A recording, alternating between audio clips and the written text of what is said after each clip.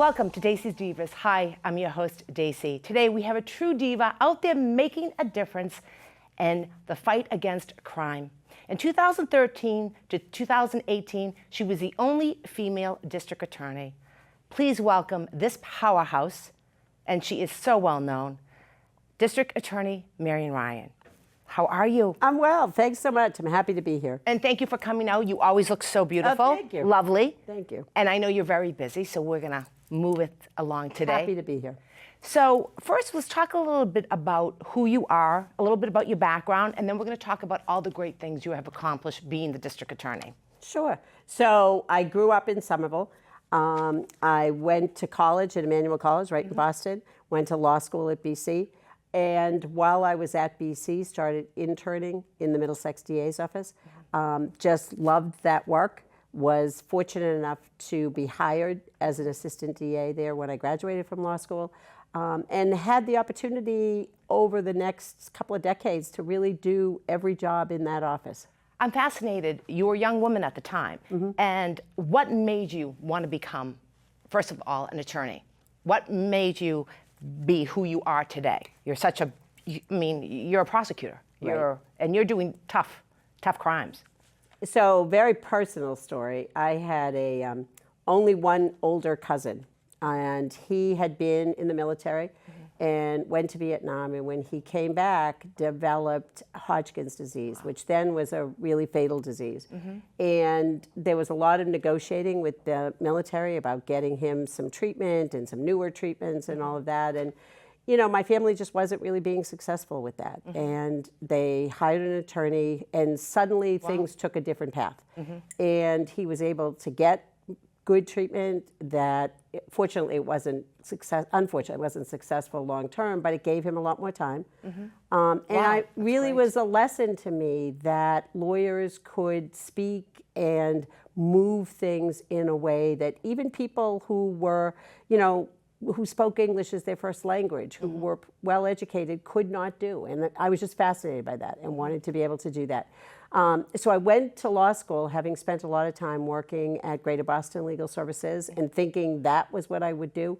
And then it was the internship that I did at the DA's office, where not just the work of doing an individual case, but I really was fascinated by the opportunity you had to affect people in a broader way. Which is great. To work on legislation, to see trends of things that were happening and intervene in some of those cases. That's wonderful. And you know, you being such, you know, here you are, prosecutor, district attorney, but you're always so humble. Every time I see you, you have the biggest smile, but you're always so humble. I mean, you're always so sincere and down to earth. You can talk one-on-one with you, and I might say, I remember the first time talking with you about some case, and you're just so honest and upfront. And you are, it's so great. Thank you, that's nice. You know, I feel every day really privileged to have the opportunity to do this work. I see what we do as something that is very rare and really a precious opportunity we have. We see people when either something terrible has happened to them, they've witnessed something terrible, or somebody they love has been charged with something. And we are really that bridge that starts moving people to the next phase of their life, getting them through that process, a process that is just confusing, it's long, and it often doesn't change the outcome in the sense that if you've lost someone, you can go through a successful prosecution, everything goes perfectly, and that doesn't mitigate your loss. Right. And you know, us having the opportunity to work with people to try to get them to the next stage of their life is really a privilege. Wow, that's really, really great. Now, what is your role as a district attorney? What do you do, like, on a daily basis? Do you do mostly crime? Do you do, like you just said, you do everything? It really is. That's one of the things I like best about this job. It really is a combination of things. So, for instance, this week I've testified on a couple of bills that we are supporting, addressing different issues that we've seen come up, prevention efforts. I also spend time in our office just working with our senior folks and some of our younger folks on actual cases. You know, I'm on the phone a lot. I've been on the phone already a lot today with our police chiefs, who were incredibly cohesive group that we're lucky to have, you know, talking about things that are happening in their community. I spend a lot of time in our schools talking to kids. I've been out this week, obviously, with some community events going on, flag raisings, and I know you do a programs ton like of that. community events. I do. You do a ton, because when I used to cover the events, you were always at an event. Right. You know, I think part of that is it's important for people to see us. I agree. And people pay us to do this work. It's important that they know what it is we do, and that I'm able to hear from them about what's important. Now, in your office, okay, you have a strategic vision. Tell me a little bit about your office and how it's run. The challenge I think we face is every single day. This is a massive county. We are 877 square miles. We have 13 court locations, and every day our goal is to be the most effective DA's office, the most innovative DA's office. You know, we live in a place where innovation is key. Places like Cambridge and the corridor on 128, where things are changing. People have a right to expect us to be innovative. We have to be transparent. What we are doing affects people, and people should be able to see that. You know, when you don't put information out, rumors spread, people come up with things. We make an effort every day to be explaining what it is we did. You know, people may agree or disagree, but they have a right to know what we did and why we did it. I follow you on, well, all your links, you know, your Twitter, X now, but you're educating the public, and I love that. You're on Facebook. I always follow you on Facebook, and I did see you at a few events this week. I'm like, how does she do all of this? You know, how do you keep a balance, Marian? I mean, you always look so professional, always keep your figure. I mean, that's hard. And that, no, in a stressful job. Because I've never met a cookie that I didn't love. Right, no, but it's hard. I mean, you're go, go, go, go, go. So how do you keep a balance? And what advice would you give to women? I think that it is important to figure out what your priorities are. You know, we have really that vision, and every day when, you know, we're fortunate enough to get invited to lots of things or asked to do things, the question is always, why are we doing this? Which aim of ours does this advance? How are we being helpful in the community? Is it important for me to be here to support somebody in the community? And that's really how we strike that balance of what we're going to be doing every day. Right, but physical. Do you walk? I walk. I do you walk. eat healthy? Yeah, I do walk. Some days. I'm shocked. Yeah. Because since I've known you, and it's been many years, you always maintain the same. I mean, so, well, you have to walk though. Yeah, it's important to exercise in your profession too. Right, and to clear your head. And to clear your head. Yeah. Okay, so I loved some of the programs that you have put in place. First, let's talk about the best. You have created dozens of programs. The Best in Class Crime Prevention Program. What is that? Well, it's a number of things. You know, what we have sort of that 360-degree view of what's happening in 54 cities and towns. That's amazing. I was going to ask you how many. Yeah, wow. 54 and 21 colleges and universities. Oh. So, you know, you start to see patterns of things that are happening. And the question for us is, how can you intervene? What can we be doing differently? You know, so for instance, there'll be a scam that, you know, we see in one community, suddenly it's in 3 communities. So how do we get out? You know, I spend a lot of time at senior centers, at elderly housing, things like that, because unfortunately, they're the victims of a lot of those scams. My goal is to be there before they get victimized, to say, this is what we're seeing, here's what you should do. Please spread the word, because that's also just as important. Because we know, for instance, in scams, the people most likely to be victimized are the people who won't be at my presentation. It's the people who are really isolated. So it's getting people to really be ambassadors for us and take that back to their friends, to the people that they're in the garden club with, or they live with, or something like that. That's great. Okay, the other one. Now, you are vocal and persuasive voice calling for smart, common sense reforms to criminal legal system. Tell me a little bit about that. So we've had the opportunity to work on a lot of legislation. I worked starting in 2018 on the Criminal Justice Reform Bill, which really sought to to achieve a hard balance, which is people need to be held accountable for what's happened, but people also, especially young people, need to be able to recover from something that happened. So the punishment has to be something that they can do and get past. For instance, one of the things I'm working on right now is people who might get ticketed or charged with something relating to their car. So you don't pay your excise tax, or you don't do one of those kind of, not driving under the influence or something, but these lesser kinds of things. You're driving and you don't have insurance. All right, so you're pulled over, you get a ticket, you start accruing fines. Well, at some point your license is going to get suspended. Most people can't really function without their car. So my license is suspended, but I got to get my kids to school, I got to get groceries, I have to do whatever. I keep driving. I keep piling up fines. The registry right now is probably one of the only places in the world where you can't space out your payments.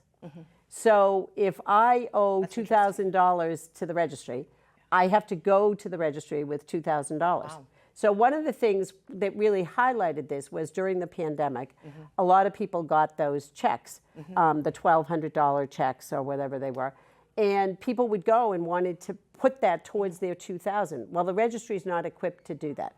Okay. So you take the $1,200 home, you think you're going to save up the other $8. We all know how that goes. You dip it into the 12, and you just never get out of that hole. And meanwhile, you're adding up more fines. So we have a piece of legislation that would allow people to create a payment plan, paying as little as $25 a month. Wow, that's fabulous. And once they've gotten sort of a track record, the registry could give them their license back, assuming they continue to make the payments. But that's holding you accountable. That's money we're not getting now, so we'll get that money. Accountable. And you'll eventually be able to get out of the hole. Because where we are right now, they're just in a hole. The money keeps adding up because there's, interest and whatever. You can't ever walk away from that. So I'm hoping that that bill will pass this session. Good. And we've been working hard gathering support for that. Boy, you don't stop. Well, I'm exhausted right now with all the stuff that you do, and you're doing such an amazing job. Really, we're so honored to have you here today. You're perfect. Thank you. The next thing I want to ask, okay, so you created a cold case unit. So first tell me a little bit about that, and then I want you to tell me what was your best case ever. Well, both of those answers are pretty much the same. When I was a line DA a very long time ago, I prosecuted a murder that happened up here in Lowell. And I responded, as we do, the day that happened. And the woman who had been murdered was a young single mother. She was found by her 3 children when they came home from school. And it was 21 years before we charged the individual who had murdered her. And we worked on that case through that whole time. And, one of the things that's important about this job is taking what we learn and making things better. I had the opportunity working on that case to see how those kids' lives changed, how they grew up, and how they believed that because their mother was a young single mother, that maybe people didn't care. That's why it took so long. And of course, that wasn't the reason. We would just try to gather evidence. But it really drove home to me the idea that no matter how much time passes, there's still a hole in someone's family. And you need to address those questions. You also need to have people know, you come into Middlesex County and you take someone's life, we are not going to forget that. So when I became the DA, we created that unit within the office with a dedicated, very senior assistant district attorney to just, first of all, part of the process was just gathering all those old files, digitalizing those files, being able to work on them. And since then, we have been able to bring, over 50-year-old cases, prosecute those successfully. And often, That long? That long, yeah, Wow. yeah.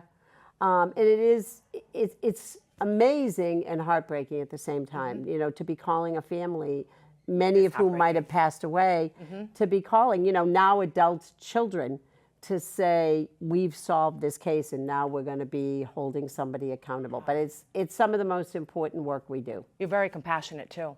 Well, I admire that about you too. I mean, it's a tough business. You see a lot. People at the worst that has happened to them very often. All right, now we're going to show some pictures. Pete, I love these pictures. Megan, big shout out. to your divas out there in the audience That's that right. came I have today. amazing staff. Okay, so here, someone's signing the bill? That's the bill, yep, that we worked on to make medical fraud, sexual assault by medical fraud a crime. Oh, And the governor's signing that bill. okay, right here. Let's These talk are a our little bit. billboards. Okay, So again, we've looked at things that where we see terrible things happen. One of the things we all know, and as the weather gets warmer, we all know kids get left in cars. And that is a message that we are just driving home to people. So we were fortunate enough, we've gotten a grant. We have 4 of these billboards that are running at the intersection of 93 and 95, targeting the biggest summer issues: drowning, falling out of windows, and being left in a back seat. you know, falling out of the windows, it's really, let's talk about the water safety, because that is important. I know I have a pool we just opened, and we have 2 gates, and sometimes you might walk down and you forget the pool, but it's like locked. So this is a really cute picture. I love this picture. This is one of our favorite days. Where was this? This was at the Thoreau Club in Concord. Oh, yes, yeah. They partnered with us to run one of these days because one of the things we saw many things happen to kids that we can't always prevent. But in the 6 years before I became the DA, we had 33 kids die across the county from drowning. Wow. Drowning is completely preventable. Yeah. And there's really 3 categories of situations where a kid drowns. One is the one you referenced. You have a toddler who somebody loses sight of for a second and they get to the pool. The second is we have some very rural parts of our county where people have ornamental water, maybe a koi pond, those big fountains, things like that. Kids fall into those. No. Another group is, and we don't think about this all the time, it's sort of teenage kids, usually boys, maybe inner city kids. They never learned how to swim. Oh. It gets to be 90 degrees. They go swimming with their friends. Sad. They don't want to say that they can't swim and something goes wrong. But what we continued to see in looking at this issue was that kids who are neurodivergent or who may be on the autism spectrum are 160 times more likely to suffer a drowning than a child who is not neurodivergent. That's interesting. And there's really 2 reasons that the experts will tell you about that. One is that kids that are neurodivergent find the water very soothing. And so maybe when they're lost or they're frightened, they will go to the water because it's calming for them. The second is that the programs that the Y or the Boys and Girls Club run or whatever to teach kids to swim are really not effective for them. So you have a neurodivergent child, you might send them to that program 3 times, they're still not going to be a good swimmer. So we partnered with a private group out of New Hampshire, Swim Angelfish, and we've been running these days that you just saw in the photo where we ask kids who are neurodivergent and their families to come. They spend about 4 hours in the pool. That's fabulous. With Swim Angelfish, the state police dive team, and local lifeguards. They must love that. They love it. They must love it. It is amazing That is an to amazing see what it program. means to families. Yep. It's amazing to see a kid come in who's just frightened and not successful getting him or herself across the water, and 3 hours later they're on a pool noodle traveling back and forth across the pool. Wow. So that's really sort of basic prevention. We're going to be doing those all summer. Wow, good for you. One more. Oh, yeah. I love that picture. So that is all women, all young girls? Yes. I do have the privilege of being the only female DA in Massachusetts. So I think it's particularly important that we have young women seeing who they can be. So every year we run a program called Empowering Girls. And we just bring together, people are so generous. We've had Valerie Biden's been with us, Lauren Pretentis from the National Security Council. People are so generous. Yes. This year we had almost 600 girls. We had an amazing array of people there. That's outstanding. The girls do incredible. You'll appreciate this. One of the things that one of our speakers taught the girls this year was that everybody needs to have sort of their elevator pitch. They need to be able to go somewhere and say, my name is Marian Ryan and this is what I do, and explain that. So we had kids. It was just incredible to watch them. Just getting called out of the audience, come up, do your pitch. And they were great. They were amazing. That builds such self-confidence, self-esteem, and they must have loved that too. It was great. It's so much fun. That is great. Now, if you had a magic wand for these women, what would you wish for? for them out there in this type of an environment? I would wish for them to know how very valuable they are and how much we all need what they bring. You know, adolescence is hard for everybody. I think it continues to be particularly difficult for young women. And social media has made it so much more complicated Yes. For everybody. Yes. And I think in all of that, they can lose sight of how important they are, how much we are waiting for them to bring their talents, not 10 years from now, but right now. That was one of our goals at Empowering Girls this year was, what can you do right now? So we brought in a collection of high school and college women who have done things. They've started nonprofits. And, you know, because it's not when you grow up. These are kids who are doing things now. You saw at the swim day, we had a lot of high school lifeguards come help us with that program. Yeah, that's great. Yeah. I would love to help someday. Let me know. Happy I to have volunteer. Happy to have you. Who's a role model for a woman in your life? So I've had lots of great women role models in my own family, in the judiciary. When I started, just watching people that were great lawyers who became great judges. So many, you know, we all stand on the shoulders of lots of people. Can you believe we're almost wrapping up? That was great. It's always fun to chat with you. One more thing. So since you started 2013 to now, 2025, what have you seen different or more so now? Is it still like abduction? Is it still like, you know, what do you see more of? Right now, I would say it is social media related things across age groups. It is what's happening in our schools with kids. It is the kinds of situations that people find themselves in, meeting up with people in dating situations that they might have just met online. It is our seniors who are online, whether it be on their phones or their computers, who are being taken advantage of. There's just an enormous amount of just cruelty right now. A lot of hate and bias motivated crimes. And Horrible. It's horrible. It's horrible. It's what horrible. people say to each other, how they behave. And I think this was true before, but particularly since the pandemic, the just incredible needs we have around mental health. There are just enormous numbers of people who are suffering from serious mental health issues and who we have not been able to get to effective help. No, and it's suicide. Yeah. It's Well, that's sad. a piece. Yeah, it's a piece. Yeah. What else would you like to talk about? We're wrapping up.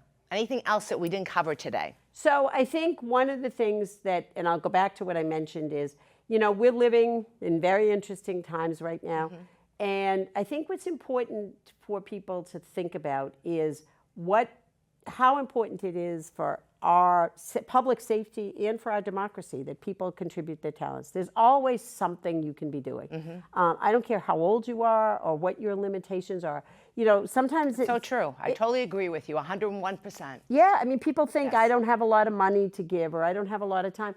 You can have a conversation with somebody who thinks differently than you and start talking about an issue or educating yourself. Read a book about something. Just really be making yourself a good citizen. I would say right now, that's the most important thing. You know, you talk about seniors, and it's so true. I have to say, my mom will be soon 90 in December, and she loves you. You are her she's your biggest fan. And everybody knows me. I'm in bed like by 9:30, 8 o'clock. But 8:30, 9 o'clock, she'll call me. And I just left her. I was there with her all day long. Go turn the TV on. I'm like, why? Something happened? I mean, she usually calls me. What are you watching? Hallmark? She's on. I'm like, who? She's in the district. Then 10 minutes later, I'm ready to fall asleep again. Did you see how articulate? She's so smart, and she loves you. But she's a senior. Nice. They're smart, like you said. They're very educated. smart. They're out there. I see her Google on her iPad and, you know, learning things every day. And my dad, God rest his soul, he used to say, I'm still learning. Right. So at 86. So You have to keep learning. I have to give you my traditional Godiva chocolate. If I knew these divas came, I would have bought more. I'll share with next them. time Thank when we you so come. much. Thank you. Thank you. This is so much fun. Thanks for having us. Thank you for coming on. You are a true treasure. Thank you. If anyone knows a diva like District Attorney Marian Ryan, you know how to reach out to us. You have any concerns or questions, Megan's always here. So you can reach out to middlesexda.com. Thank you for watching Dacey's Divas, and I will see you soon.